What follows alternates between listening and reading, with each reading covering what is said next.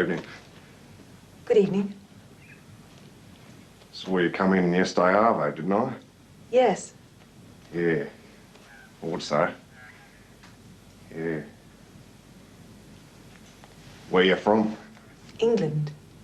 From England? Oh, my word. My dad come from a place called Wolverhampton. Is that near where you live? About 200 miles. Oh, you'd know the family name then. Fletcher's the name. There's an awful lot of people in England. Oh. Anyway, my name's Pete Fletcher. They call me Pete. Jean Paget. Glad to know you.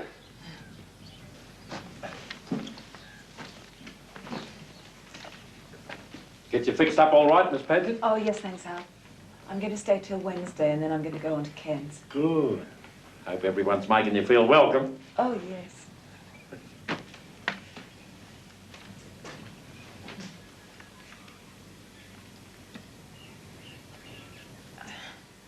Why is the town so spread out? There used to be houses all along here once. I got a photo took in 1905. I'll bring it in and show you tomorrow. I suppose there are a lot more people then. Oh, my word, yes. This was a gold mining town. Maybe you wouldn't understand about that, but there was 30,000 people living here once. 8,000. 30.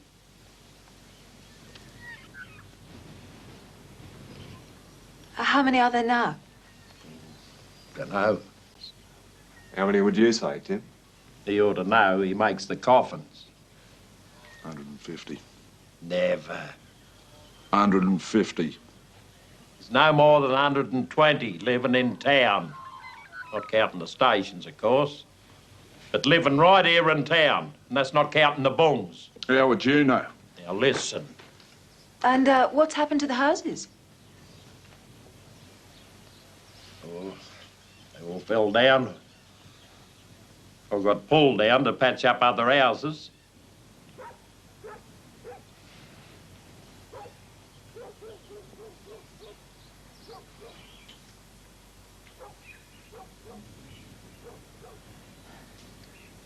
What do you do for entertainment? Not much. Is there any cinema? Pictures, you mean?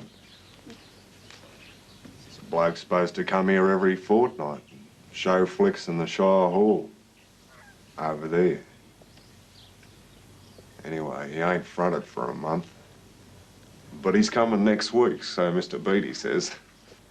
And what about dances, that sort of thing? Well, they try it sometimes, but it's a crook place for a dance. There's not enough Sheilas. Girls. So there's about 50 of us stockmen coming to Willstown, Miss Paget. There's only 2 bachelor girls to dance with. Doris Nash and Susie Anderson. That's, say, between the ages of 17 and 22. Fair go. Susie's older than 22.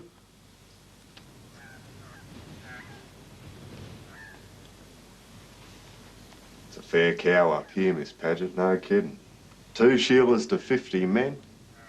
Bloke ain't got Buckleys. Buckleys? No flaming show at all. Oh, yes.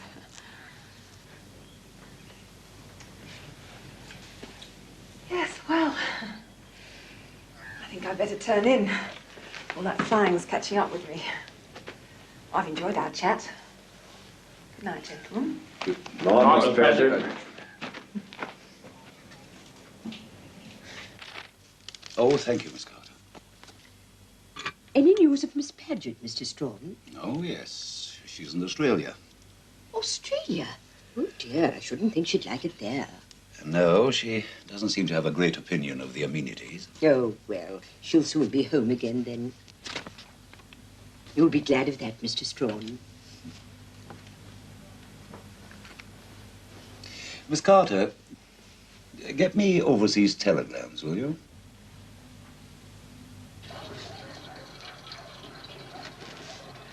Morning, Miss Paget. Morning, Al. Been to the library? Yes. Not much of a selection. Council's given up on it. Do you know if there's a telephone out at Midhurst?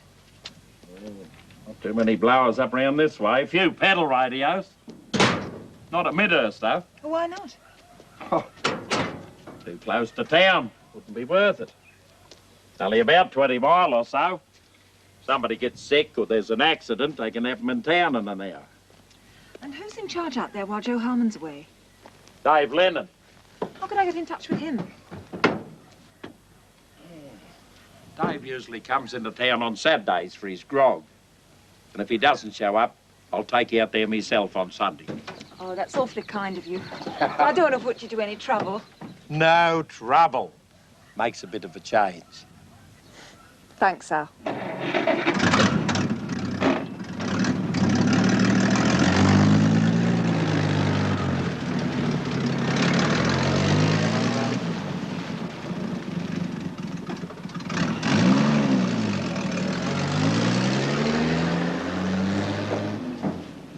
Cable for you, Miss Paget. Thank you.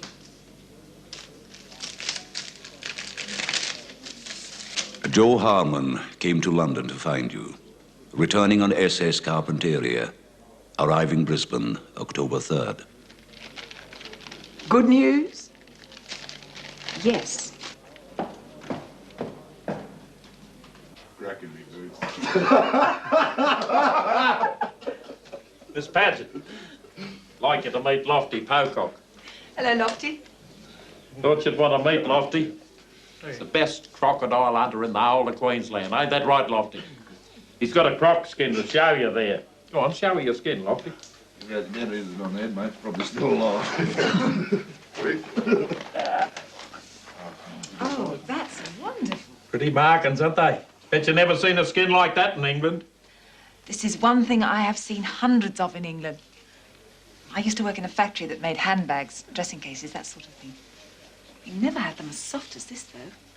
You've done a wonderful job on the curing, Lofty. Yes, I know they make shoes out of them. I've never saw a pair.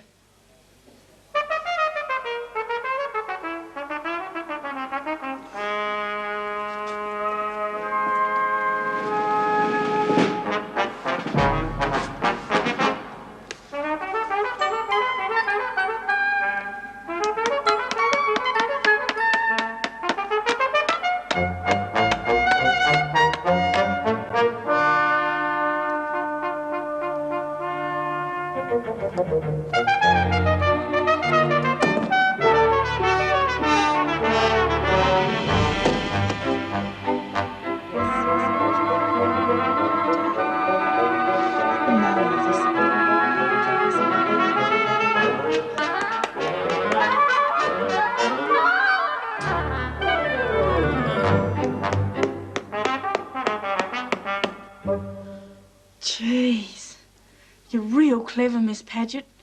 Well, they're just like the ones you'd buy in the shops. Not quite. But they're not bad for somebody who's only watched them being made before. Yeah. Well, I'm blowed. Bet you could even sell these in cans. Not really, Al. The job's a bit messy. I didn't have the right brads or the proper fixative. I only really made them to show Lofty what happens to his crocodile skins in England. Is he around, by the way? Nah, and he comes into civilization once in a blue moon. Tell me, Miss Paget, how much would a pair of shoes like that cost in England? Oh, about £4.15, I say. Of course, you can pay a lot more for a really good pair of shoes. Up to £10 in some shops. 10 quid? For a pair of shoes? God help us. Take no notice of her. She'd love a pair just like that. Pity I miss Lofty. You're the first lady we've had staying here since... Well, since I can remember, really, Miss Paget. I'm going to miss you. Thank you, Annie. I'll miss you too. Will you be coming back? I'm not sure. Depends what happens when I meet Joe Harmon. Are you and Joe Harmon sweet on each other? Oh, I wouldn't say exactly that. We're just old friends who haven't seen each other for a long time. Wish I had someone who was sweet on me. You will have. Oh, sure. Me and the Nipper's bound to find some loony to look after us. You're not to do anything foolish. Who cares? I do, for a start. I don't want to hear that something terrible's happened to you. You're real decent, Miss Paget. You don't have to worry about me. I can take care of myself.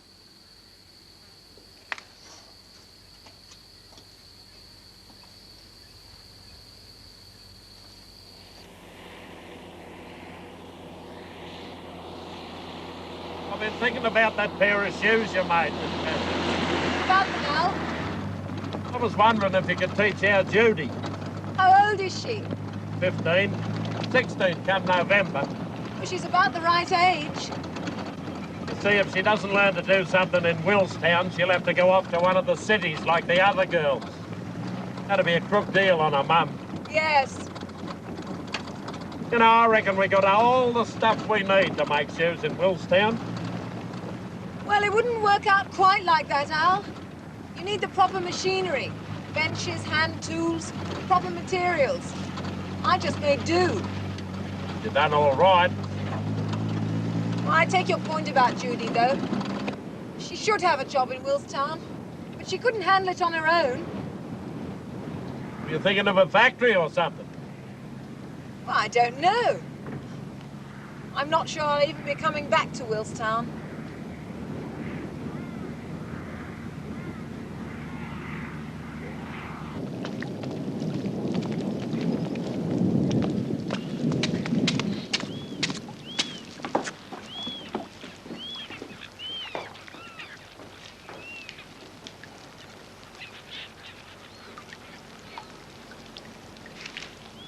Dear Joe, Mr. Strawn tells me that you had been to see him while you were in England, and that you would have liked to have seen me. Funnily enough, I have been in Australia for some time, and I will wait at Cairns so that we can have a talk before you go on to Willstown. Don't let's talk too much about Malaya when we meet. We both know what happened. Let's try and forget about it. Hoping to see you soon. Yours sincerely, Jean Paget.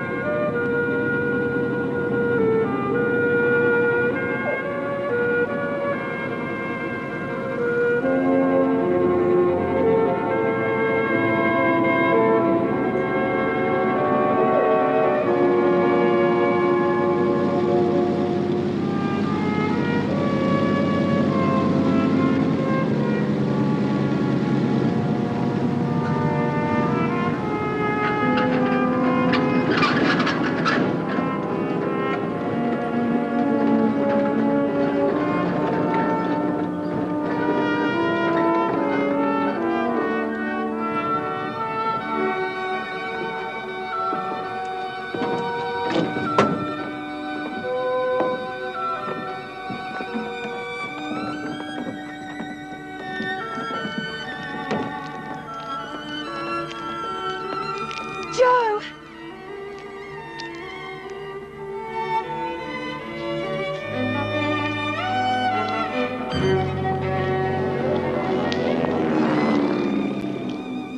Hello, Miss Paget. Hello, Joe. Oh, it's so good to see you again.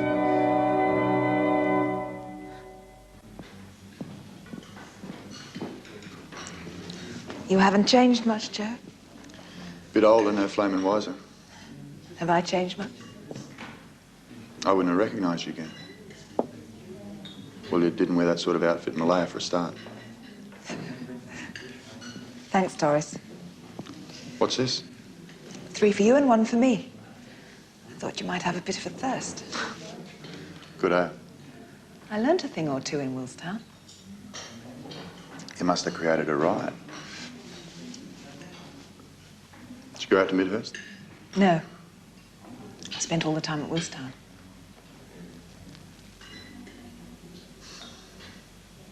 Why did you go rushing off to England? Who says I did? Everybody in Willstown. Well? I met a bloke in Cloncurry, pilot. Told me he flew from Kota-Bru to Singapore. What did he say? Nothing much. What did he tell you about me? Come on, Joe, drink your beer. Let's get this out in the open. All right.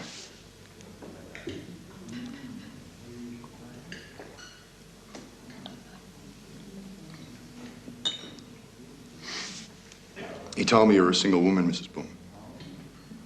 I always thought you were married.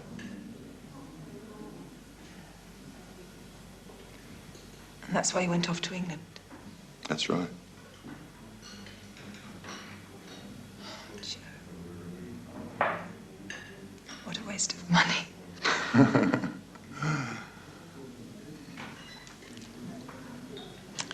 Still haven't told me why, what you're doing in Cairns.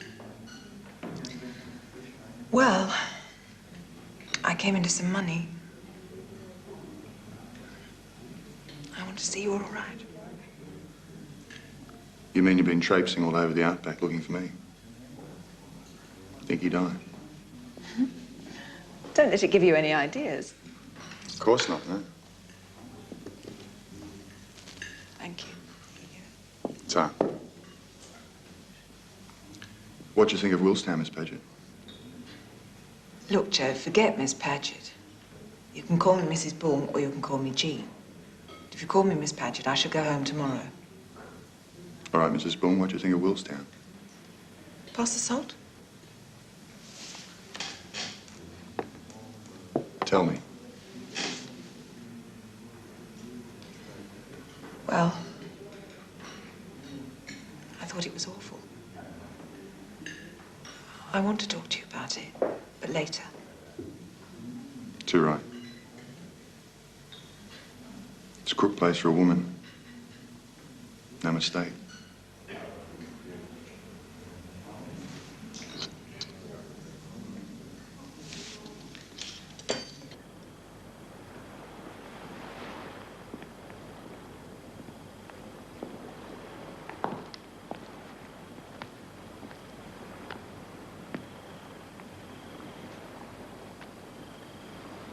How long have we got? When do you have to be back at Midhurst? Well, I've been away so long now, another couple of days won't matter. What about you? Well, now that I know you're all right, probably go down to Brisbane and see if I can get a boat home.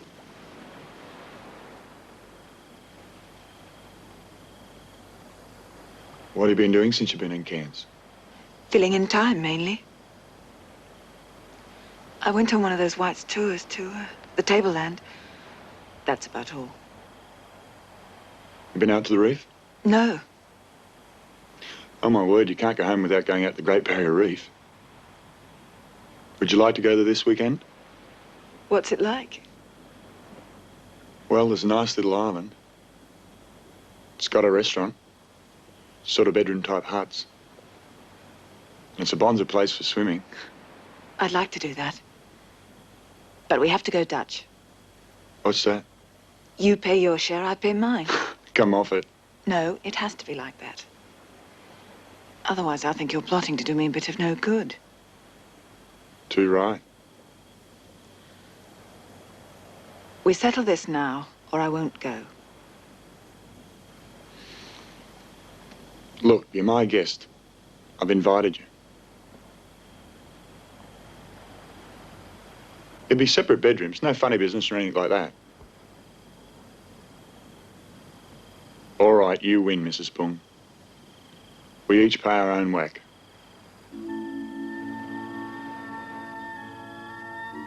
Have I really changed that much? It's hard to say. I'm still the same person. After the war, after Kuantan, I felt like an old woman. I didn't think I'd ever enjoy anything again.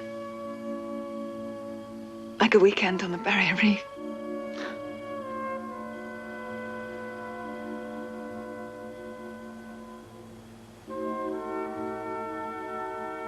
Better go to bed.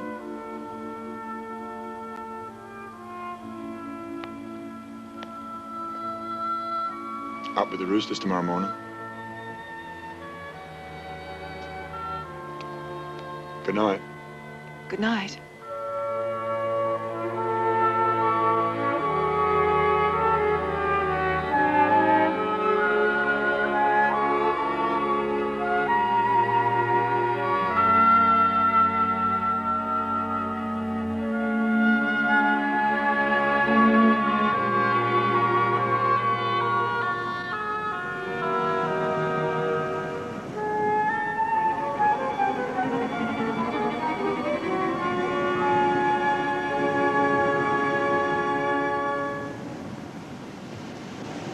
Ladies first. No, you go first. I'm scared of sharks. There you go, there's no sharks up here. They'd starve to death. Better not go out too far. What's the matter? Nothing. It's just the sun. I should have brought my dark glasses.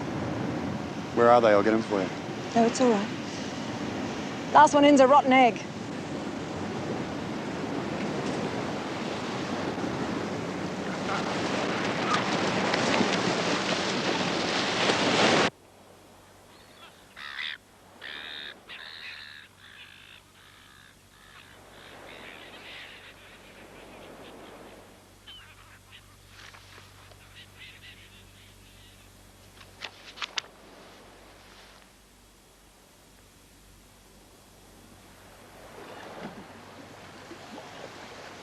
Nothing like this in England. Ever found much that's like England out here? Not on Green Island. And definitely not in Willstown. But in Cairns, quite a lot. Vauxhalls and Austins. North British Insurance Company. Tattersalls. Bank clerks listening to Itmar. Even the newsboys sound like they do in Clapham when you close your eyes. Clapham. That's where you used to live, is it? Yes, it's a London suburb. You gonna live there again when you go home? I don't know. I don't know what I'm going to do.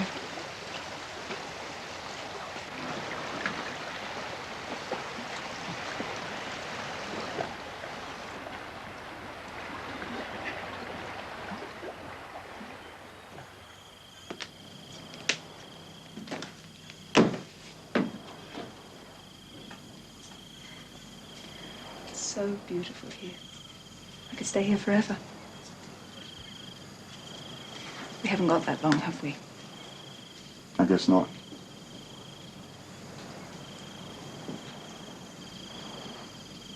Well, Well, let's not waste it. Let's go for a stroll. you sure you're up to it? I mean, we had a pretty early start this morning. You should know by now I'm an expert at walking. I'll just put something more practical on.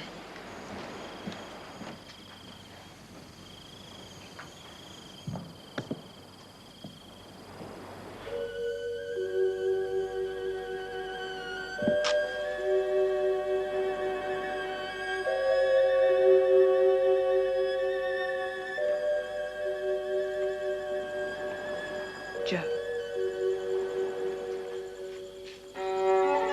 Is this better?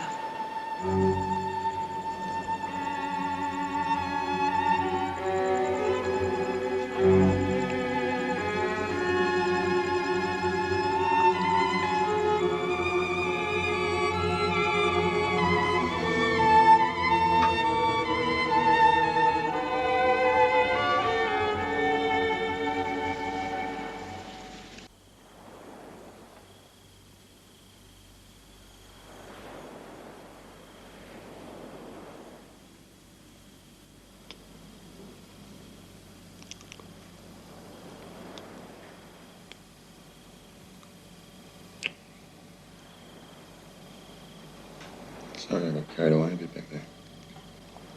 It's quite all right. But I've been thinking about this for 6 years. Was it worth the wait? What do you reckon?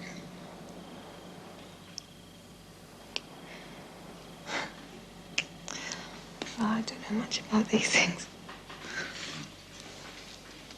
Don't commence.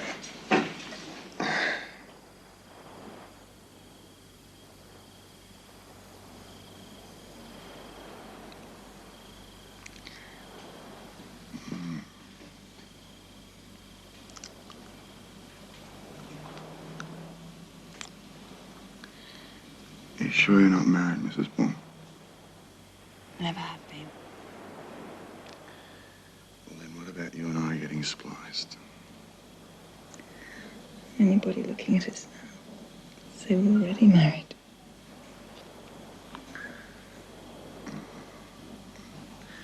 So we should be. What do you reckon?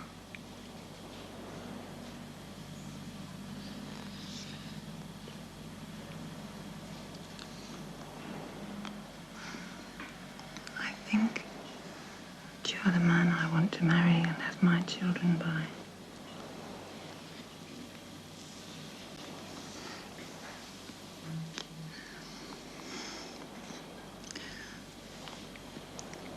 But I do think we should wait a few months. Get our lives sorted out a bit.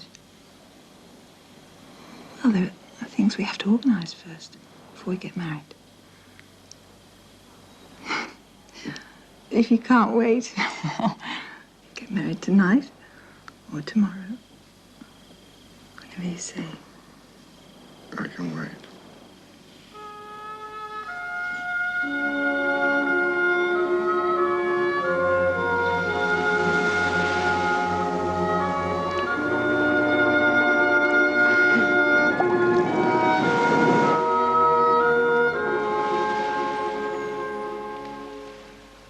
I've been thinking. I'm going to give up Midhurst as soon as Mrs. Spears can find another manager. Why? What's wrong with Midhurst? It's too far from anywhere. I mean, it's all right for a single bloke, but it's no good for a married couple. Now, you take Adelaide. It's got streets and streets of shops, trams, picture theatres, dance halls. And it's a pretty place, too.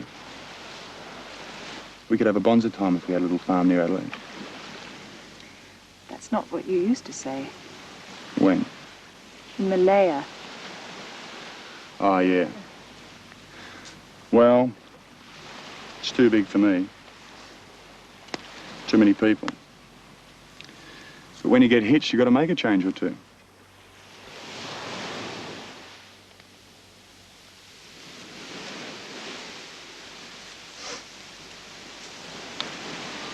Is that really the sort of job you want to do? Just fattening up cattle? Sounds awfully dull to me.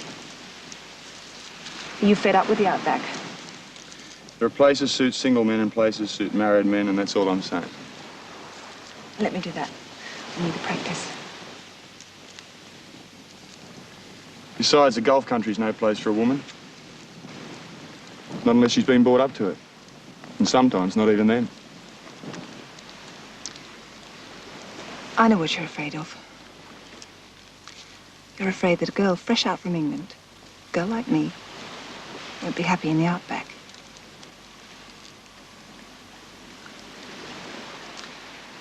You're afraid that if we start out at Midhurst, you'll be trying me too hard, and our marriage won't work.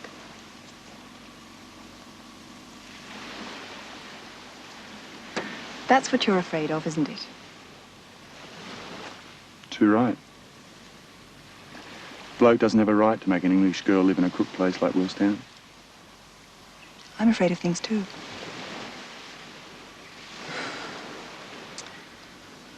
Well, we'll just have to change Willstown, won't we?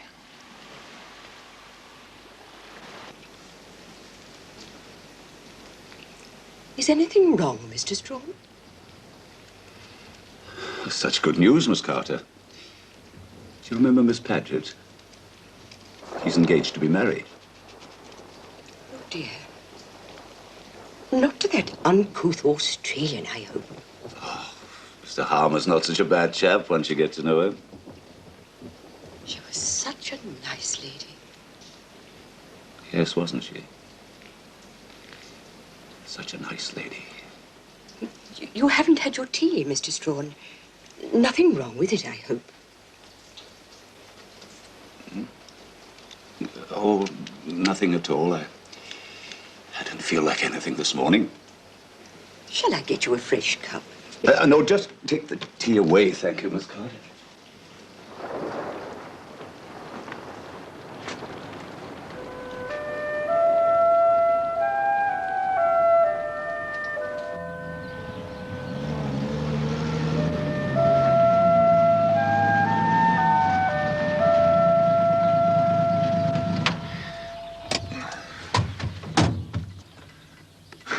Stupid, I know. But you'll have to stay at the hotel till after we're married. If you came out to Midhurst now, well, you wouldn't have the ghost of a reputation left. I understand. But I'll come and see you as often as I can. When do I get to see Midhurst? Soon. I gotta get it cleaned up a bit first.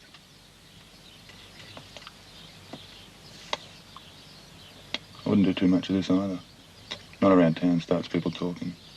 Oh, sorry. Takes a bit of getting used to, doesn't it? Come on.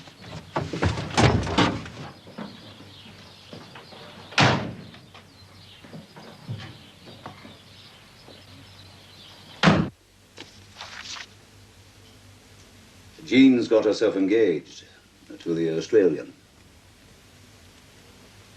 I forget. Does that terminate our trust? No, that goes on until she's 35, regardless. Pity. It's made a lot of work for you. Be a good thing when it's all wound up. Oh, it's been no trouble, really. In any case, Jean's asked for some capital from the trust. She wants to start a business. Two, actually, in an outback Australian town. I see. As co-trustee, you'd better read the letter and see what you think. I've marked the relevant paragraphs. Oh, you better take another glance at the will as well. Right.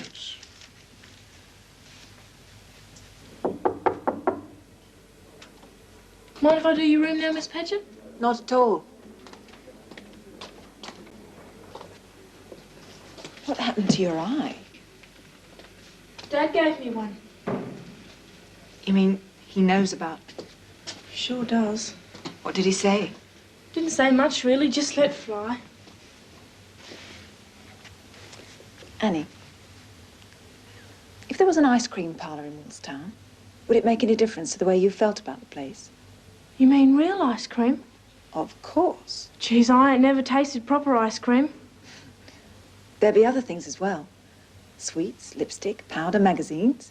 And comics? Yes. Oh, gee, that sounds great, Miss Paget. Lester? Oh, thank you, now.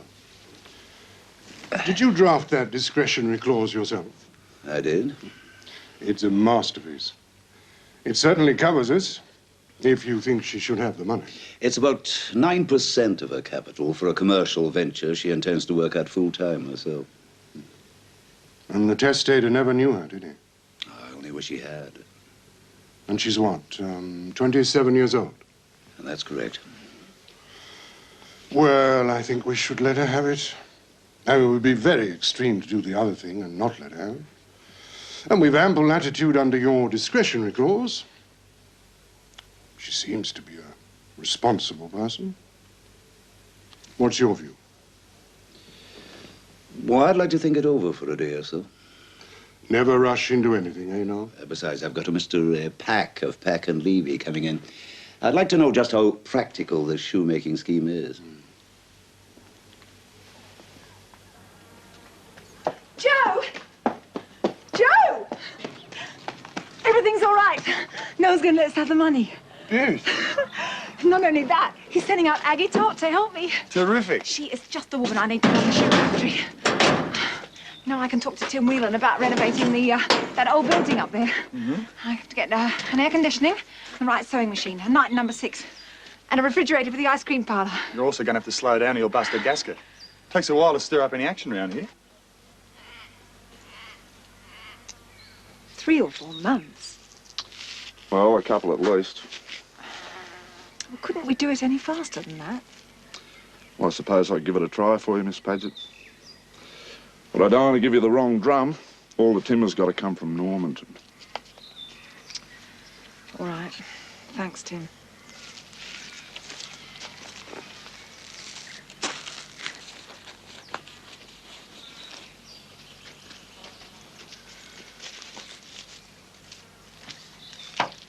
What's the drum?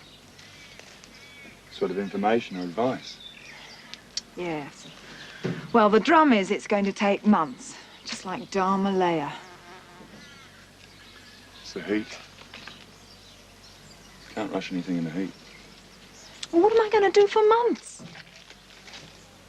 Well, for a start, don't bust your boiler. Calm down, take it easy.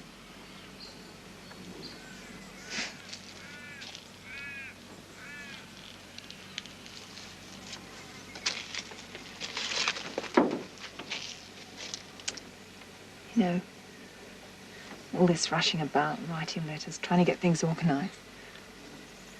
We haven't been out to Midhurst yet. Still got a few things that needs doing to it. I have to see it sooner or later. Yeah, I suppose so. All right, I'll pick you up bright and early Sunday morning. Make the trip before it gets too hot.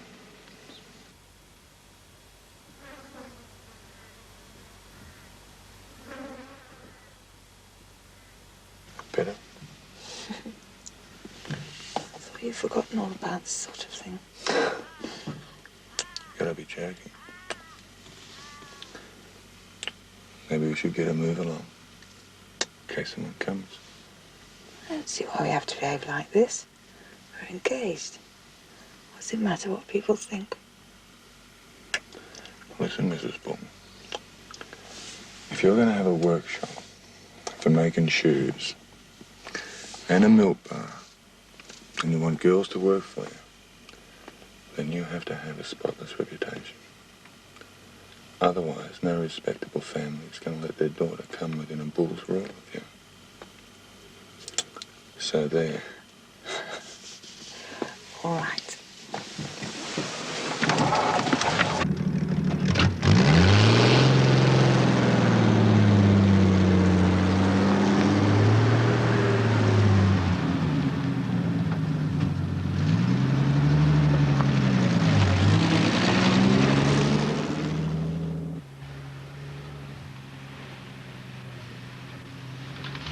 Take a good look round. You won't recognise this place in the wet. All this will be 4 or 5 feet underwater. Does that mean you won't be able to get into town to see me? Give it a go. Means I won't be able to drive the ute. But I can ride, swim the horses through the creeks if I have to. Take more than a bit of damp to stop me.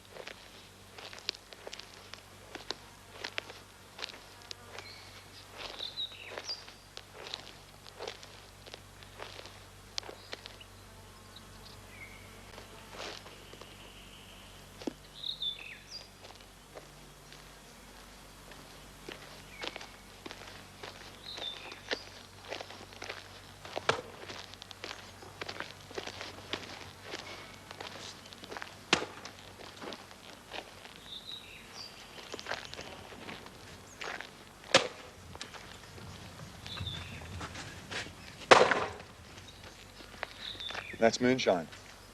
Hello. And that's Bourneville. Bourneville, Miss Jean Paget. Hello, Bourneville. Hello, Miss Jean. And that's Palm Olive, Bourneville's woman. She does most of the cooking around here.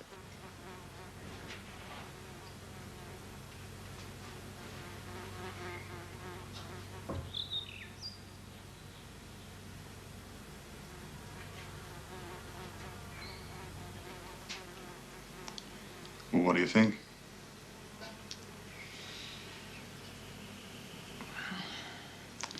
Pretty bad, huh? It's awful.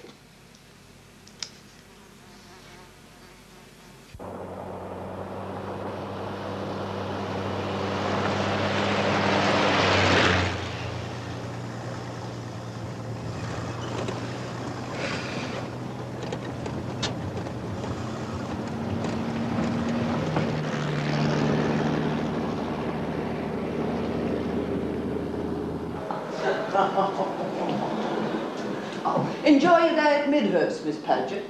Yes, thank you, Mrs. O'Connor. Good. Nice country out that way, even if it gets a bit rough at times. How's the building getting along? Tim making any headway? Satisfactory, I'd say. Got any more plans for the town? One thing at a time, Mrs. O'Connor.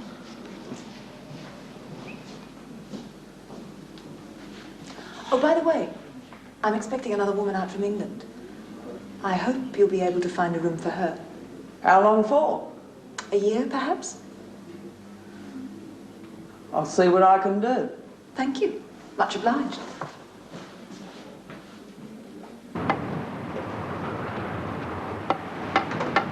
How's it going, Tim? Not too bad now, Miss Paget. Could you pass me the saw, please? We've got most of the stuff we need now. How much longer do you think? A couple of weeks if the weather holds. All right, thanks. Bye.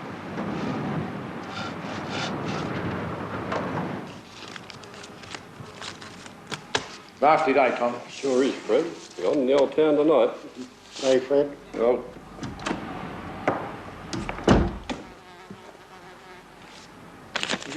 Yes, Miss Paget. I'm expecting some money from England, Mr. Watkins. Has it arrived yet? No. Would you mind checking? Oh, I can check, but it won't do no good. I'd be right onto it. Looks like you'll just have to pay us another visit, unless you're too proud. Now, anything else I can do for you, Miss Paget? Yes. You can get rid of these damn flies. Haven't you ever heard of DDT? Now, see here. I am sick to death of coming in here and being swamped with flies. This is supposed to be a bank, not a pigsty. I don't have to put up with that from you. No, that's right, you don't. If you don't do something about it, I'm going to close my account and have my money flown in from Cairns every week by Dakota. And I'm going to write to your head office in Sydney and tell them exactly what I've done.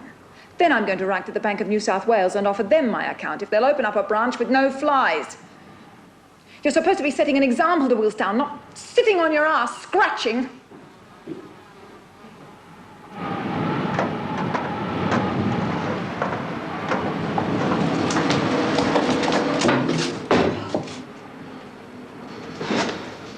If I was you, I'd stay indoors a while. How long? Couple of days, maybe, till this willy-willy blows over.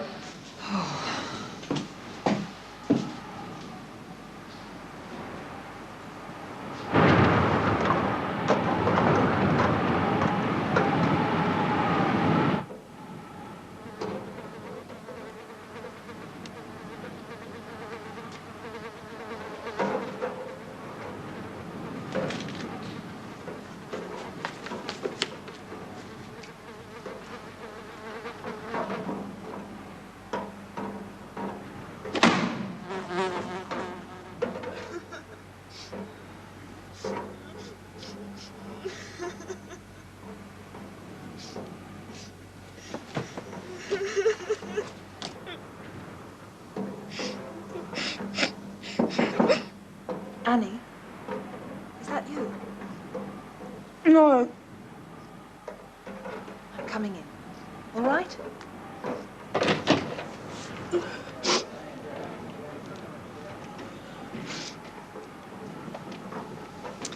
Now, what's the matter?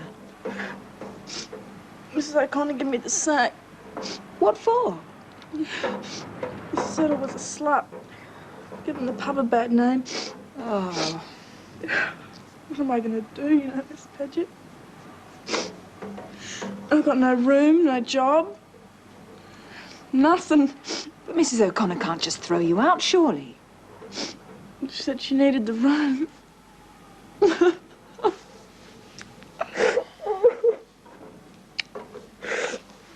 deserve nothing anyway. Here. I'm sorry, Miss Paget. I just don't know what to do. Don't you do anything until I have a word with Mrs. O'Connor.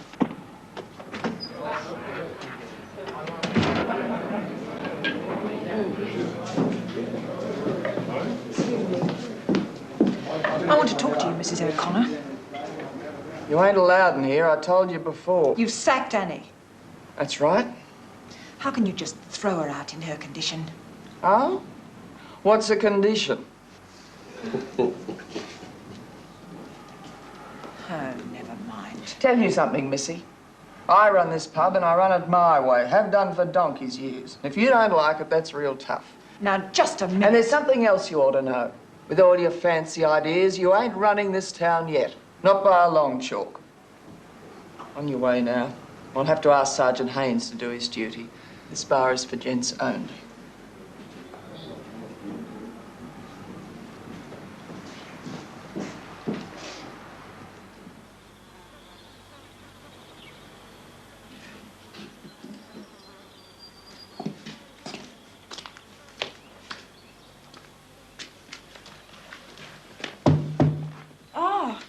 Hey, listen, thanks for speaking up for me last night, Miss Paget. I knew it wouldn't do no good. I'm sorry, Annie. Well, at least you had a go. It's a lot more than some would do. Well, I hope everything turns out good for you. What with Joe and the milk bar and that.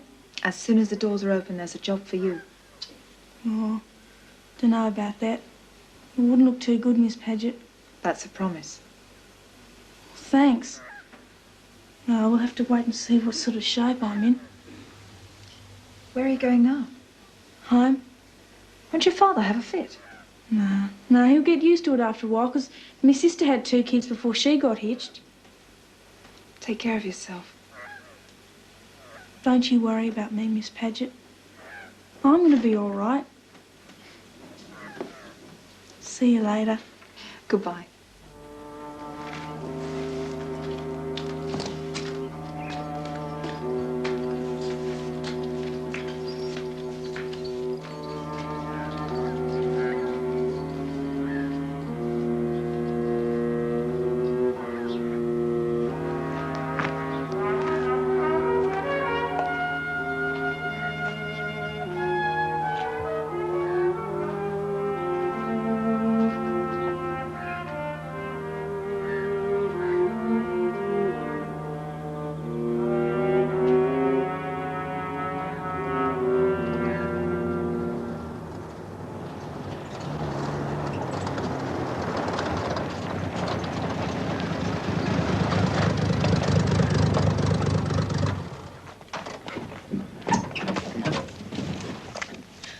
Am I glad to see you?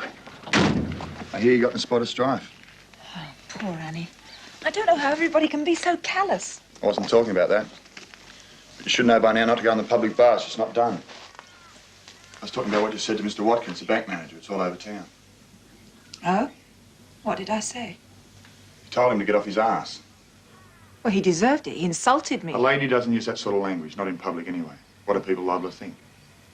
Who gives a damn about what they think? This must be the most closed-minded, narrow, fly-ridden place on earth. Don't talk like that, please. Be quiet. Don't tell me to be quiet. That bank manager was extremely rude. So he was rude. When I came 12,000 miles looking for you, I thought I'd find somebody who'd stand up for me. Someone who'd worry about every snide bit of gossip. Look, I told you I'd fix up Midhurst. After we're married, I'll give you everything you want, you and the kids.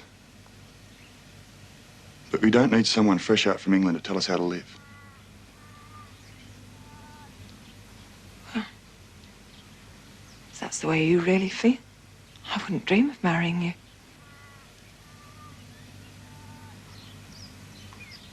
Well, that suits me.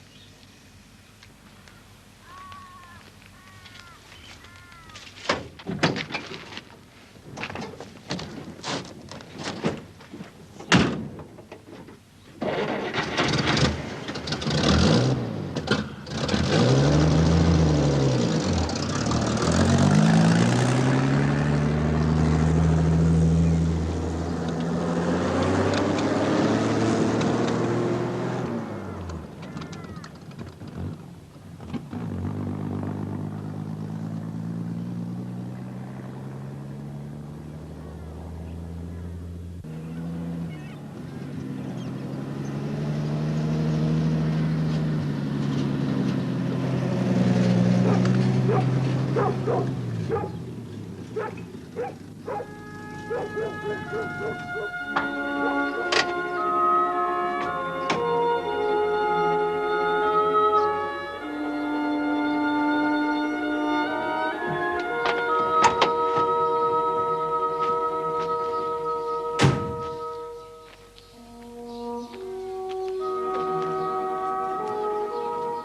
Jean not here, boss? No. Then put on here. Yeah, there'll be no riding lessons. Okay, boss.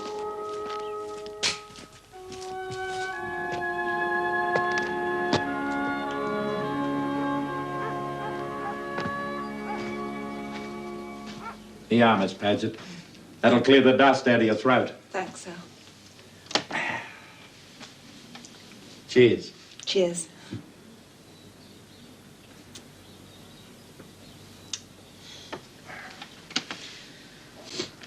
You know, I just can't understand it. I really can't. I thought I was doing something constructive for the town, especially for the women. Too right, yeah. Don't worry about what old Ma O'Connor says. She's sweating on you taking some of her trade. But I'll only be serving soft drinks. Well, look at it this way. If the women and girls go to your shop, that's where the ringers will hang out. That's why she's dirty on you. But will they? Nobody said a word to me. It's almost as if I didn't exist. Yeah, well, you see, they don't know what to expect. Like nothing like this has ever happened to the town before. But it'll catch on. You can bet London to a brick on it. I hope you're right, Al.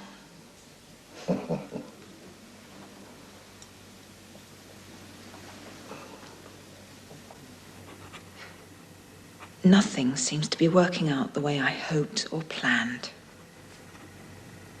Everywhere else I've been, I've always had the support of the other women. But here, they leave me well and truly alone. Aggie Top arrives soon, and I look forward to seeing her face from home. Perhaps she'll buck me up a bit. Anyway, Noel, I'll see these 2 projects through because I hate to leave anything half done. But as far as marrying Joe is concerned, well, I just don't know anymore.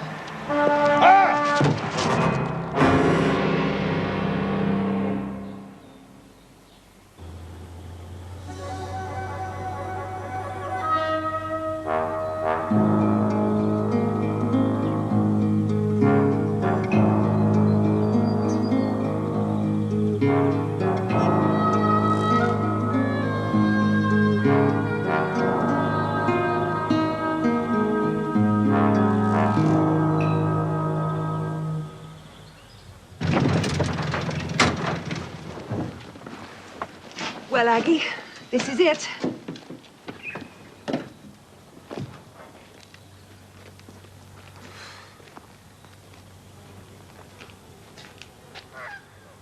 Are you sure you know what you're doing, Miss Paget?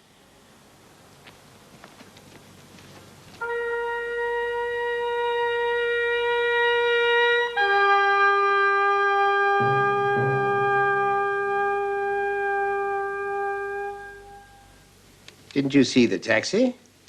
Oh, I wasn't looking. My mind was elsewhere. Hmm. Am I privy to the verdict, David? You're in a lot better shape than you deserve to be. Is there any reason why I shouldn't fly out to Queensland? Well, it's not exactly the therapy I'd recommend. Your whole system's had a good shaking up. Some might say that's just what I needed. Well, I'm not one of them. How's the leg? Oh, it's a bit stiff. Well, is this trip essential? I'd like to go. Very much. Give it a couple of days, see how you feel then. But be sensible about it. I have to admit they're not bad. They're excellent. I don't think we'll have any trouble at all in selling these in Oxford Street. Me neither. Well done, Aggie. Well done, girls. Thank you, Jean. All right, back to work.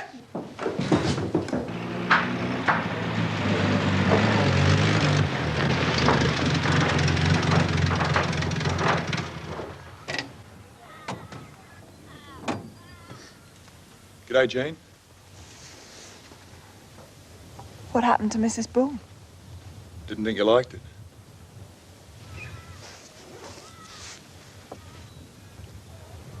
How's everything going? Well, shoe factory's in full swing. We open here in a week or so. Fridge and freezers turn up when they're supposed to. Good.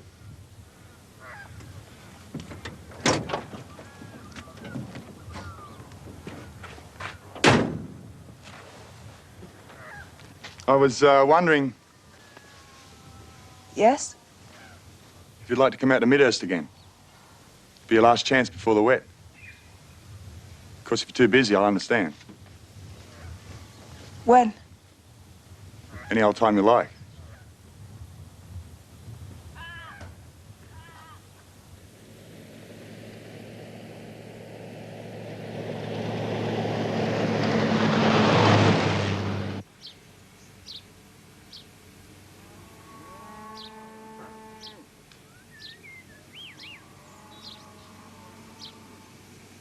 Makes a bit of difference, doesn't it?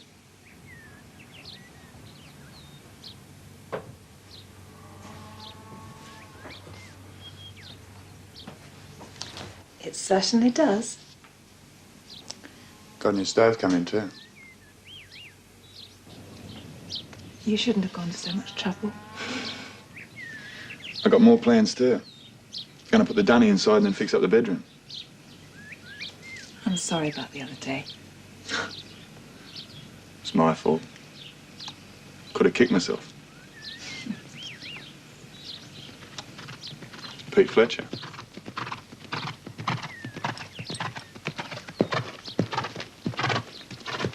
G'day, mate. Hey, Joe. Miss Paget. Hello.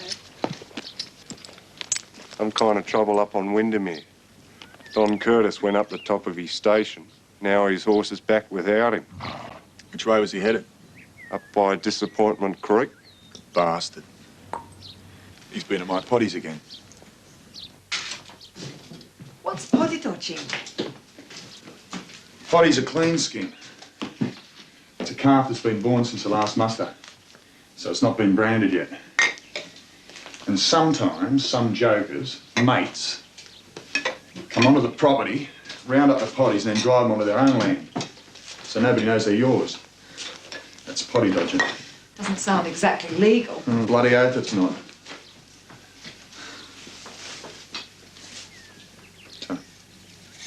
Is that all you're taking for a couple of days in the bush?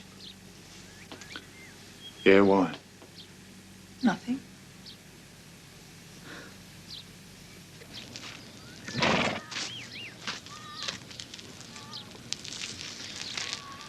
Sorry about this. Mucked up our day. Can't be helped. Dave Lennon should be back soon. Get him to run into Willstown. Don't like the look of that. Take care of yourself, Joe.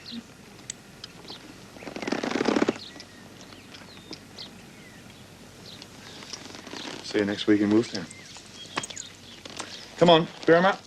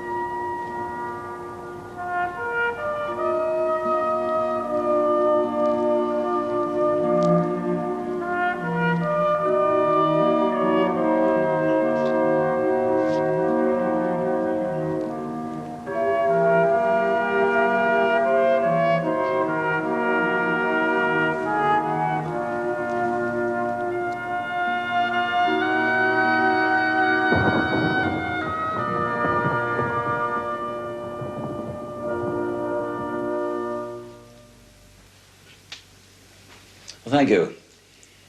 Very nice of you to pop in and see me, Lester. How are you feeling? Oh, improving. I think perhaps I'll live. Cheers. Cheers. What does the doctor say? Oh, he's left any decision to me. And? I'll give my gammy leg another day or so. I'm blessed if I can see why you have to go dashing off to Queensland. It's not like you would all know them. You always weigh things so carefully. Perhaps this time I took a page out of Joe Harmon's book. Joe Harmon is a lot younger and fitter. Thank you for the timely reminder. Well, look, none of us is getting any younger. Even I am no longer in the first bloom. A high time you had a shot at running the firm then, don't you think? You'll have to do it one day, after all. And if I got out of the road for a spell, you could get the feel of the wheel. All right, fine. By all means, take a break. You've earned it. But why not slip over to the south of France or try a cruise on the Mediterranean? With all the other infirm? That really sounds as if you're putting the old war horse out to pasture. You don't have to go halfway round the world, surely. I don't have to, I want to. No, it's not only your health I'm concerned about. Oh, what else, Lester? Well, it's this trust. I wish you hadn't put so much of your energy into it. I mean, after all, it's a fairly trivial affair. On the contrary, I'm beginning to think it's the most important business I've ever handled.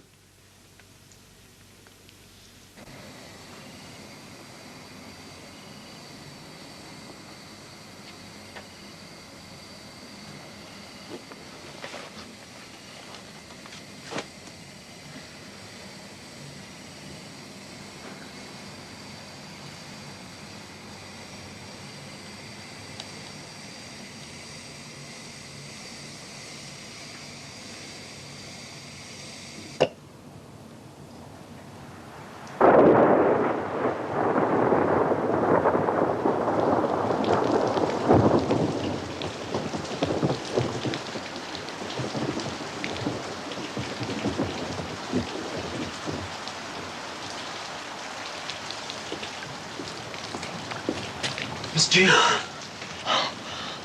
Bobby, you gave me such a fright. What's happened? Is Joe back with you? No, miss. Joe's up top end. You find Mr. Curtis. His leg broken. Joe sent me back to fetch Mr. Lennon. He's to drive the utility up top end. Bring Mr. Curtis down. Mr. Lennon's not here. Oh, what will he drive utility? No. Can you? No, Miss Jean. Can any of the boys drive it? No, Miss Jean.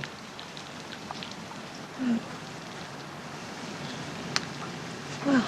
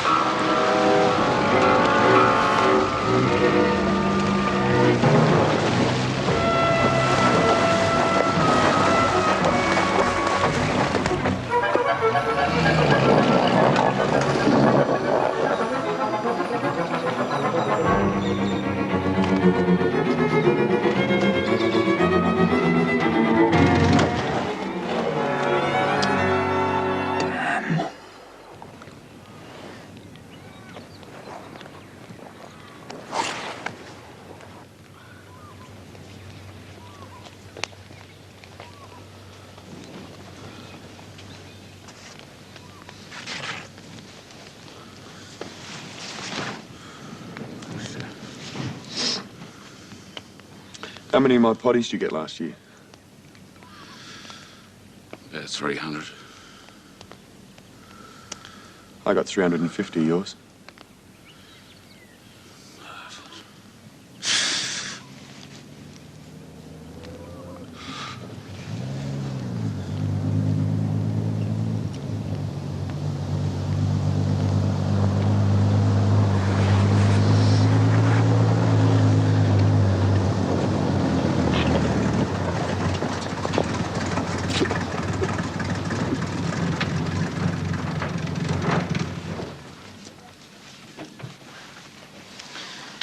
What happened to Dave?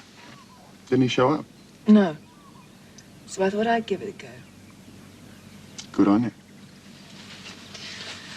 Well, I've only driven a car a few times before. I hope I didn't do anything wrong. It looks all right. Didn't hit anything. No. I crunched the gears a few times. Made an awful sound. What's the water like? Pretty high. Came right over the floorboards. Better get back as soon as we can. Don't laugh.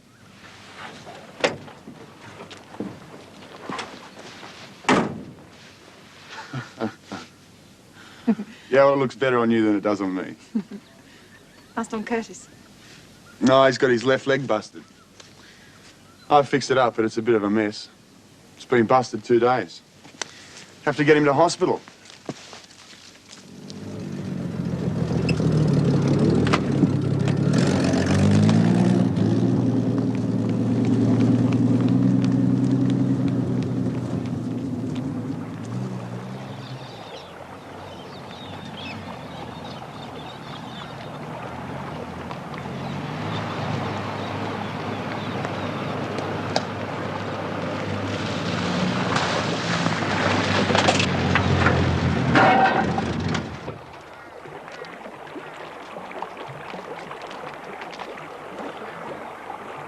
Guess what?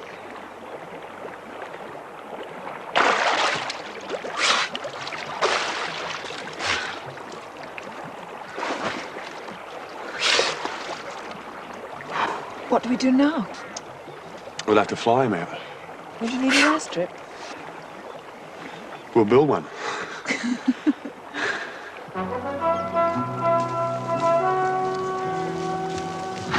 I think we found a spot. A couple of miles back.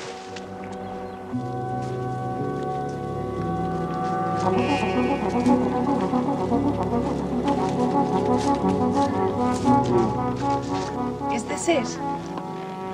Yeah. Clear a bit of bush, shift a few rocks. Seen him use worse places than this.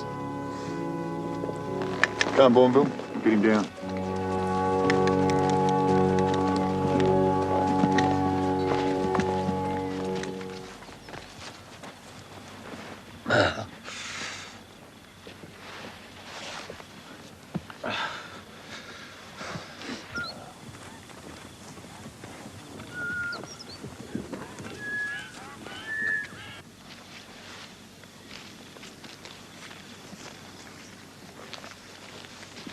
We'll have to get the rest of the boys from Midhurst.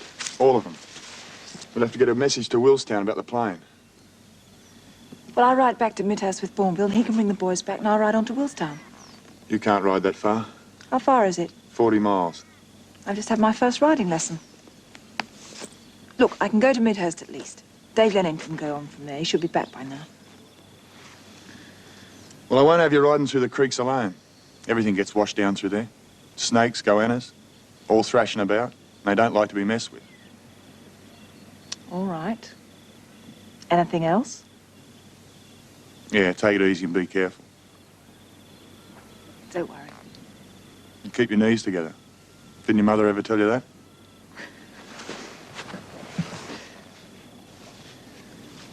I want to know where we are. We're 6 miles west-southwest of the New Boar. Can you remember that? 6 miles west-southwest of the New Boar. Very good. All right. Best of luck.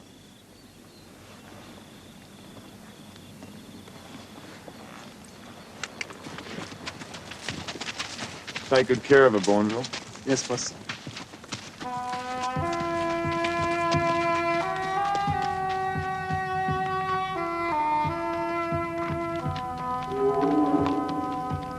Better hang on tight, miss. My knees practically crossed.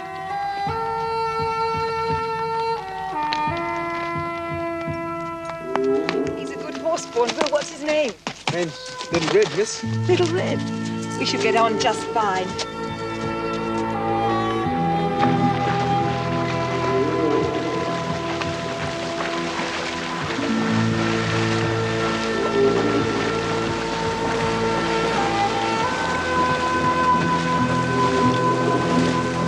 It's too deep for the utility anyway, miss.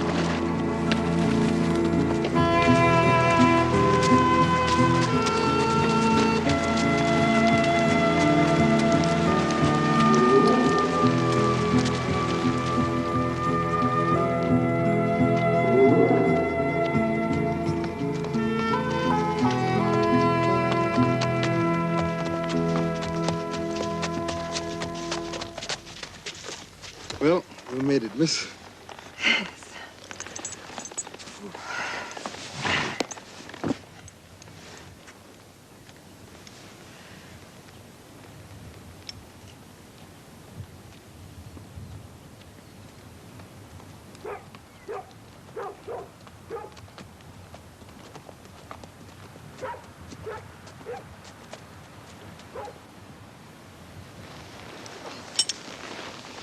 Thanks, Moonshine. Is Mr. Lennon back yet? No, miss, he's not back yet. Oh, no.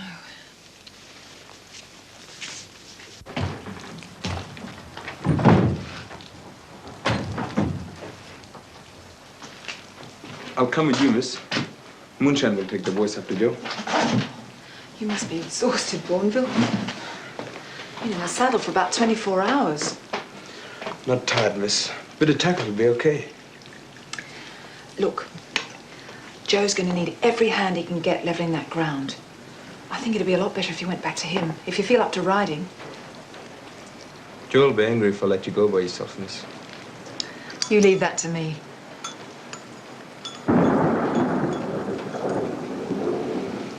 Then I'll see you safely across the river.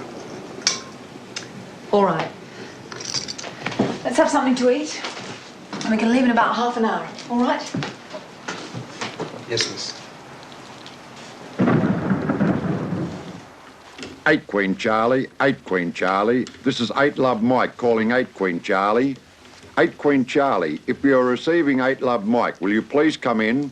Over to you. Over. 8 Love Mike, this is 8 Queen Charlie, receiving your strength 3. Pass your message. 8 Queen Charlie, we've got Don Curtis. Joe Harmon found him at the top end of Midhurst. They're going to try to get the flying doctor in, but Joe needs some help to clear a strip. I've been trying to contact 8 Victor Foxtrot, but Mrs. Curtis doesn't seem to be receiving me. Would you please relay the message to her? Roger, 8 Love Mike. 8 Victor Foxtrot. I've been away from the radio, Sergeant. We've had some flood water coming into the house. I heard all that message, Sergeant. I'll send somebody up to Joe. Thank you. So relieved. We're all relieved, Mrs. Curtis. Isn't it marvellous what God can do for us? It's not only God you should thank, Mrs. Curtis. Jean Paget rode 40 miles through the rain and flooded creeks to bring us the message about your husband. You know Miss Paget, the English girl who's starting the shoe workshop in Milk Bar. First time she's been astride a horse. Poor girl, she's that sore she can't stand. Sister Douglas has her in hospital for a good rest. She'll be all right in a day or two. Over. Anchor.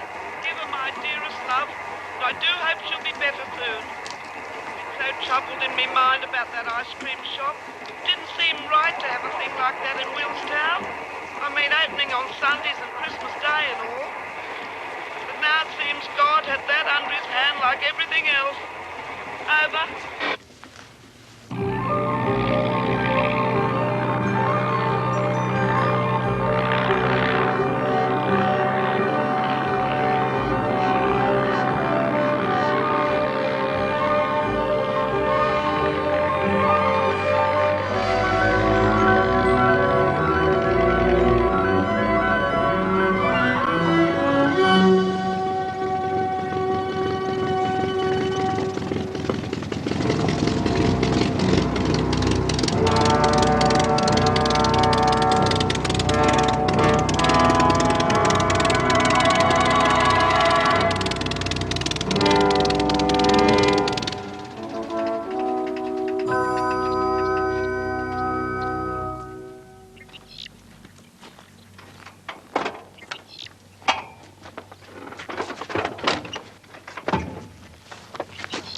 Good landing. Good runway.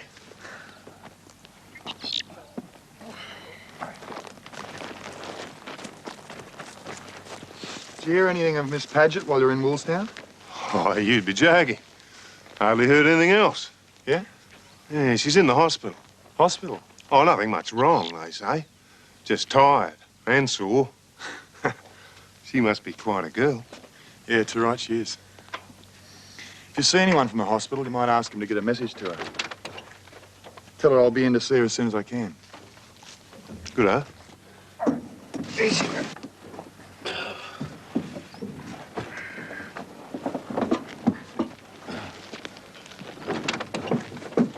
All right? Yeah. Looks like I might pull through after all. Thanks, Joe. You're a good mate. Just keep out of the rain, eh? Lay off my potty.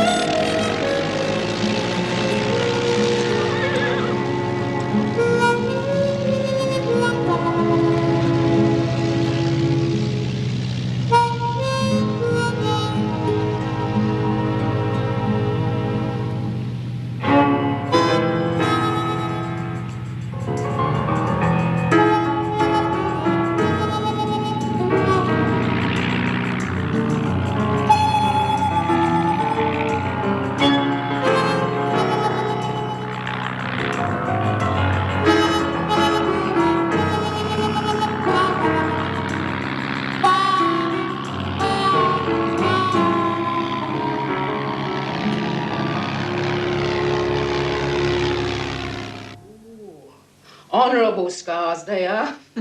Pity you can't show them off. You know, Miss Paget, you could be onto a little gold mine here. Yes, well, the last time gold was discovered here, it didn't last long. Well, you won't run short of labour. Had 2 more girls in this morning looking for jobs, all the way from Normanton, one of them.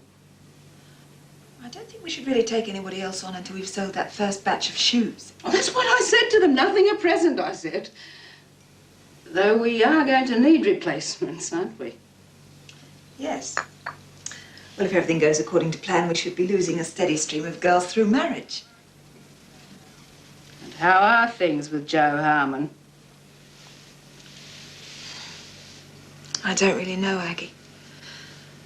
I just don't know. Oh, I never did like the look of that one from Normanton. Bit of a trollop, if you ask my opinion.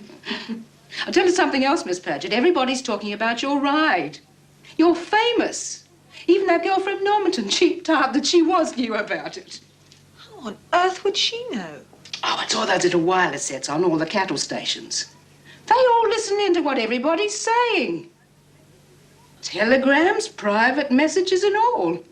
They've got nothing else to do. Not an earthly of keeping a secret out here. Oh, I must be back to work. Good afternoon, Mr. Harmon. Good day. Chin up, Miss Paget. Bye, Aggie.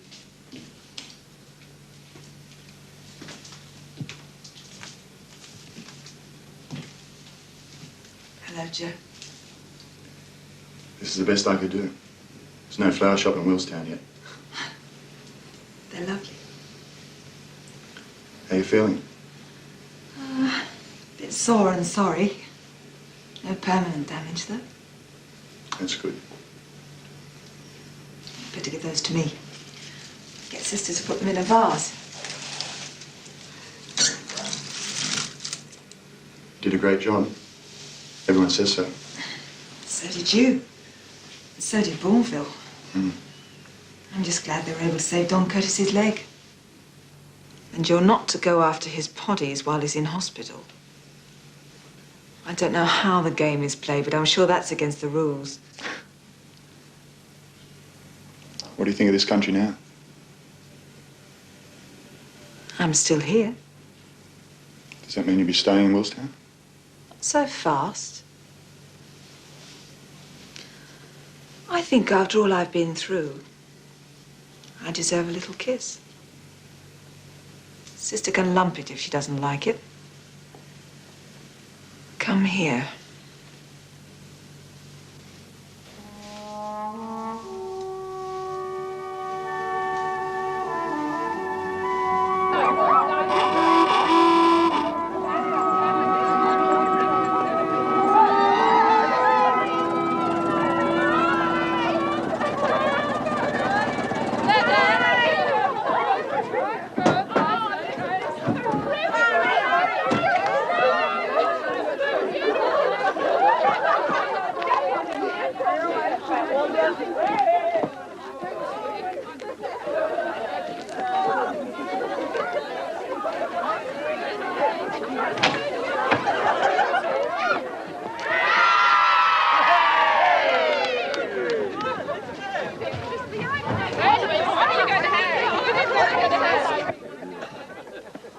All right for Sam.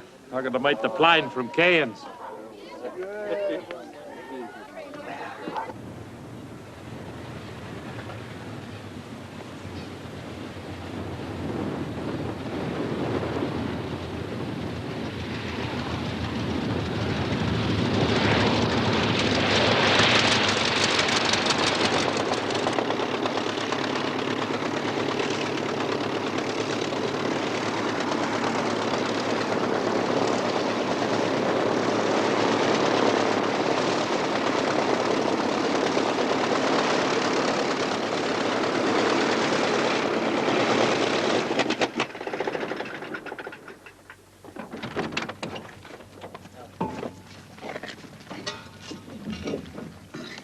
Oh, thank you.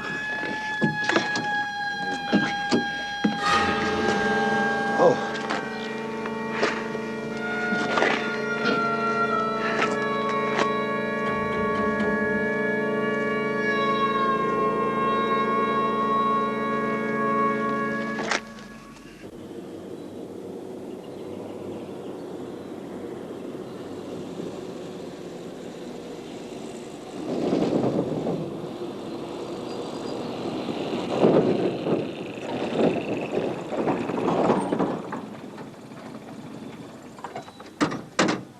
This is very kind, but I really wanted to see Miss Paget. Ah, you'll have to say good day to Joe. He'll want to buy you a beer. Yes, well... Come on, it'll only take 2 shakes of a lamb's tail. All right, make it 7 and 6. Hey, Joe, I got a mate of yours here. Mr. Strawn. Hello, Joe. Good day, it's good to see you. Jean will have kittens. Oh, I sincerely hope not. Here, move, Tim, sit down. Oh, thank you. Thank you. Who's your friend, Joe? Well, this is Mr. Strawn from London. Meet Mrs. O'Connor. How you do? A widow, you know. Poor old Sid pegged out years ago. I suppose you'll want a room, Mr. Strawn. Oh, yes. Yes, I suppose so. Never mind all that now, Ma. The man's probably got a thirst like a sunstruck bull. First one's on the house. Be the first time. What'll it be? May I have something cool, please? So the gala event went off with a bang. Oh, my word. Can't stand this pace, though. Thank goodness Rose will be here soon. Then you've earned yourself a drink. Lovely. You slip into the ladies' lounge and I'll get them. The ladies' lounge. Well, it's too hot out here. It'll be a darn sight hotter in the ladies' lounge. Mrs. Bung, how many times do I have to tell you? Ladies drink in the ladies' lounge. All right. All right.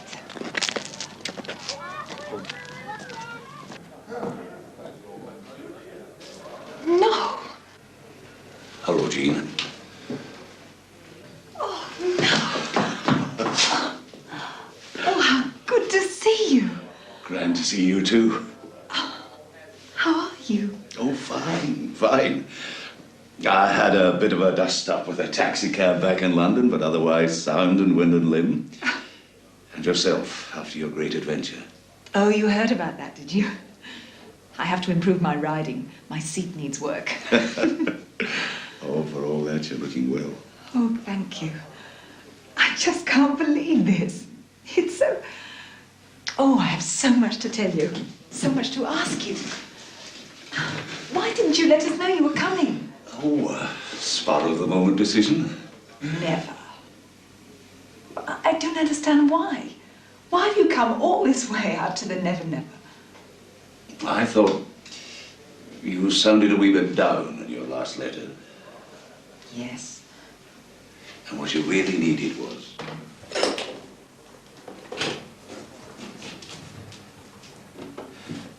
to put these to good use again.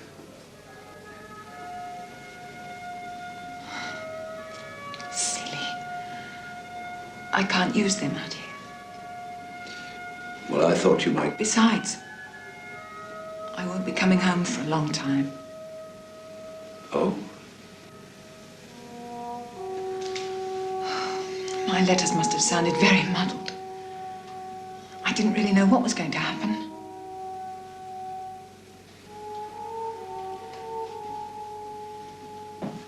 Well, everything's changed. Joe and I are getting married in a few days. Well, that's splendid. I wish you all the happiness, my dear. Thank you.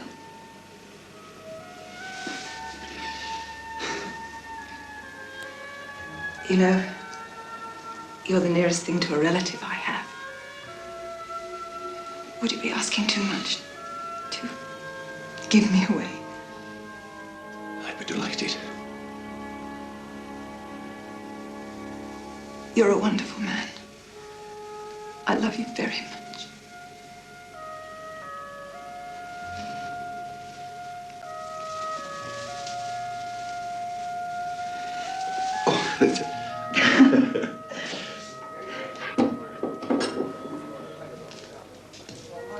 Some of the boys in the bar would like to buy you a drink when you're ready, Mr. Strawn. Oh, yes. Yes, I'll be there directly. By the way, I understand congratulations are in order. Thanks very much.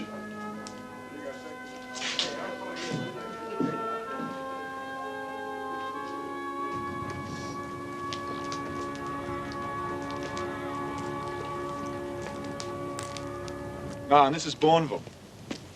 Mr. Strawn. Good day, Bourneville. I hear you're a handy chap to have around in a crisis. Thank you, Mr. Strawn. I'll see you later.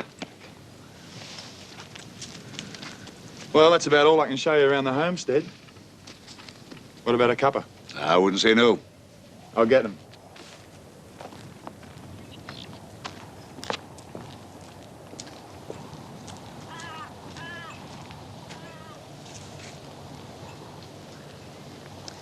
You think it's awful, don't you? Well, I had no idea it was... We're going to make all sorts of improvements. Do you think that's wise, with Joe only managing the place? It means someone else could reap the benefit. Ideally, we'd like to take over the lease.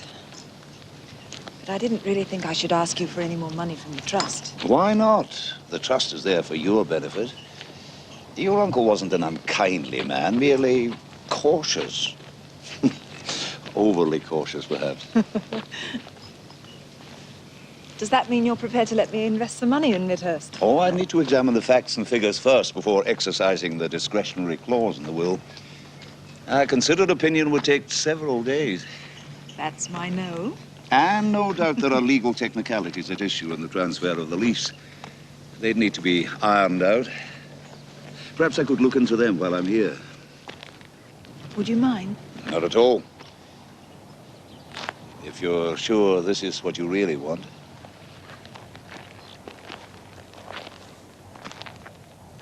It hasn't been as straightforward as I thought it would be.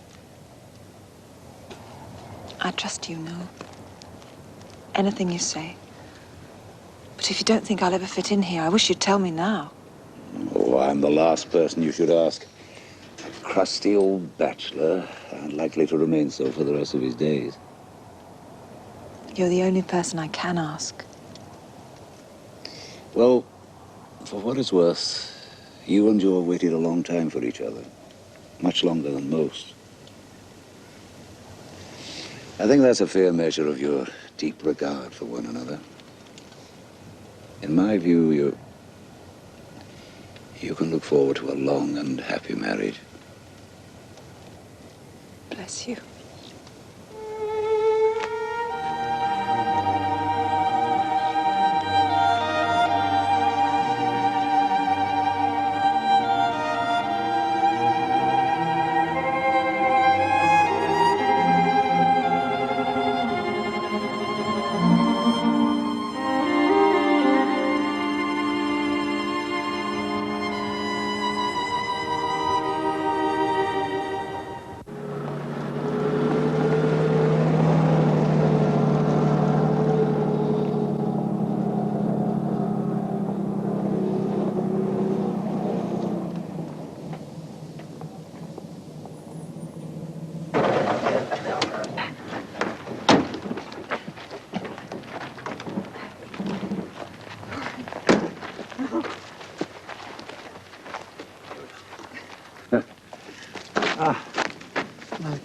Oh, thank you very much.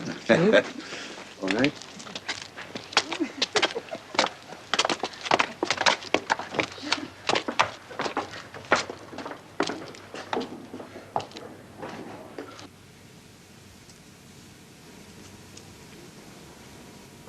With this ring, With this ring, I thee wed.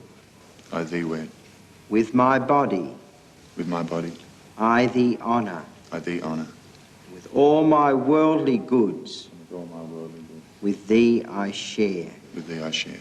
In the name of the Father, In the name of the Father, and of the Son, and of the Son, and of the Holy Ghost. and of the Holy Ghost. Amen. Amen.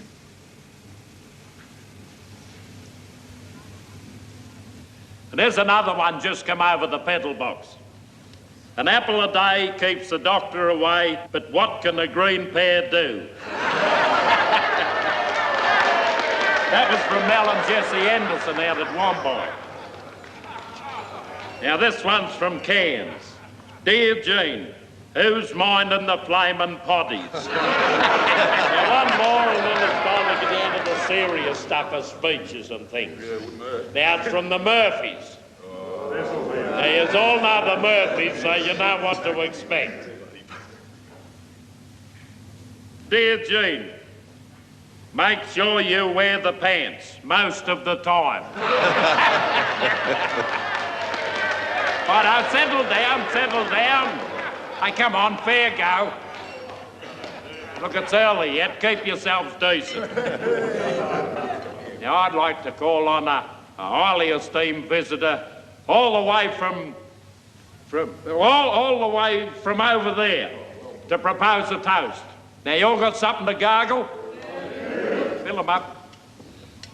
To propose a toast to the bride and groom, Mr. Noel Strawn.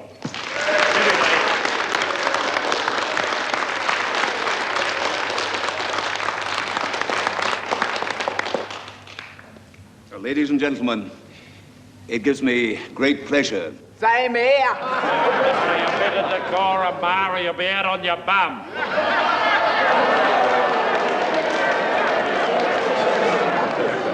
It gives me great pleasure to be here and to be asked to propose this toast. In point of fact, I haven't known Jean all that long. It just seems I've known her most of her life. And a remarkable life it's been, filled with hardship, deprivation, and personal loss. Things that would have tested the strongest among us.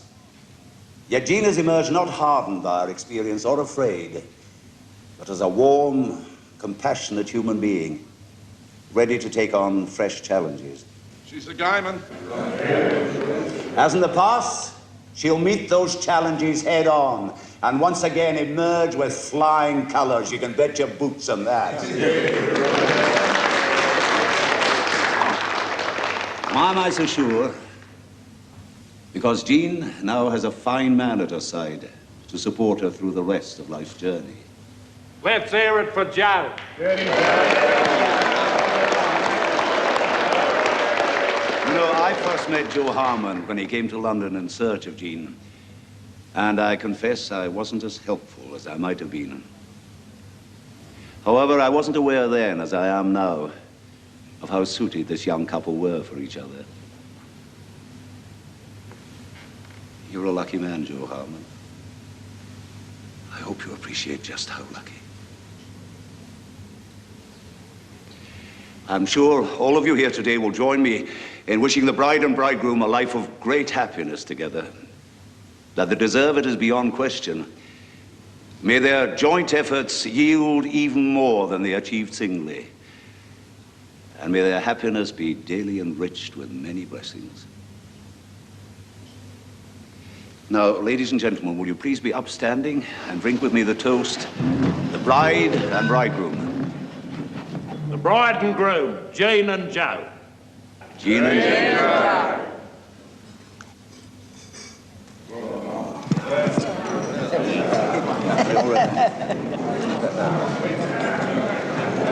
Hey! Couple more telegrams here now, mate. You read them, Uncle. Ladies and gentlemen, if I could have your attention again, please. There are another 2 congratulatory telegrams. They're from Malaya. The first reads, "We always knew he would make you an honest woman. Best wishes and love to you both, Sally and Derek." And the second, "Rejoice in the Lord always." And again I say rejoice. The joy of the Lord is your strength. Rini Frith.